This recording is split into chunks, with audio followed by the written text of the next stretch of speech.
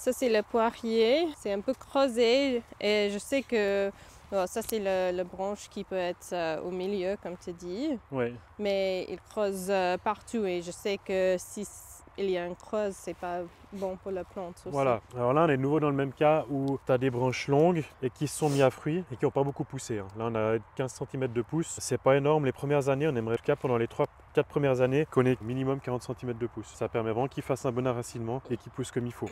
Il a que des bourgeons à bois et qu'il est vigoureux. Donc ça, c'est vraiment ce qui a poussé cette année. Oui, ok. Contrairement à ce qu'on a ailleurs où on a poussé que ça. Donc heureusement qu'il a poussé de ça. Donc là, l'axe, tu peux le garder. Ok. Et après, tu vas avoir tes branches qui seront établies ici, 1, 2, 3 et 4. Mhm. Et qu'il va falloir raccourcir aussi un petit peu. Alors ça va être moins violent que le cerisier, parce qu'en fait, tu vas choisir ton prolongement. Là, j'enlève à peu près un quart à un tiers. Tu as un bourgeon qui est en dessus de ta dernière coupe. Donc ma dernière coupe, elle était ici. Mon bourgeon, il est là en dessus, ça permet de rattraper un petit peu ta courbe. Et à partir de là, tu vas faire un voile de taille. Donc quand tu tailles des arbres fruitiers qui ont un axe, on fait un voile de taille qui fait à peu près 45 degrés. Ça permet de garder une hiérarchie entre les branches et puis une végétation qui est homogène. Donc là, il faudra imaginer que cette branche, il faudra l'ouvrir un tout petit peu ici. Donc 45 degrés, il est là. Ok. Donc tu vas raccourcir là. Je vais déjà toutes les raccourcir, comme ça après tu comprendras ce que je fais. Voilà. Donc ça, c'est ce qu'on a fait dans un premier temps, c'est les raccourcir. Ensuite, le travail qu'il y aurait à faire, ça serait d'ouvrir un petit peu les branches. Idéalement, on peut mettre une branche comme ça, j'ai vu quelqu'un qui fait ça. Exactement. Okay. Tu mets une branche ou alors une fois qu'il est bien attaché ici, tu peux mettre une ficelle et puis l'attacher au sol ou comme ça. Ça dépend un peu de la force de tes branches. Okay. Et l'idée, c'est pas de les coucher, c'est de garder un angle de 45 degrés. Ouais.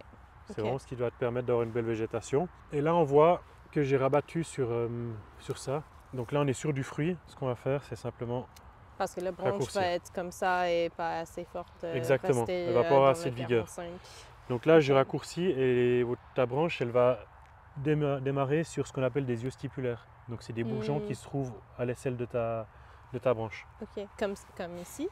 Comme il y a eu ici, exactement. Okay. Ça, c'est parti sur un œil stipulaire. Ça, c'est ce qu'on a sur les fruits à pépins et qu'on n'a pas majoritairement sur les fruits à noyaux, c'est des yeux stipulaires. Donc là, s'il m'arrivait de casser ce bourgeon-là, ou bien s'il séchait, c'est pas grave, il y aura toujours des branches qui vont sortir de part et d'autre. Ce qui n'arrive pas sur le cerisier, par exemple. Là, tu es pleine de fruits. Moi, je les laisserai cette année, éventuellement pour en enlever un. Mais tu peux laisser tous les fruits, ça va permettre de calmer un petit peu tes branches. On voit que c'est les branches fortes. Parce que l'énergie va pousser dans les fruits. L'énergie va partir dans les fruits, exactement. Ouais. Et puis comme ça, tu auras un arbre qui sera bien équilibré.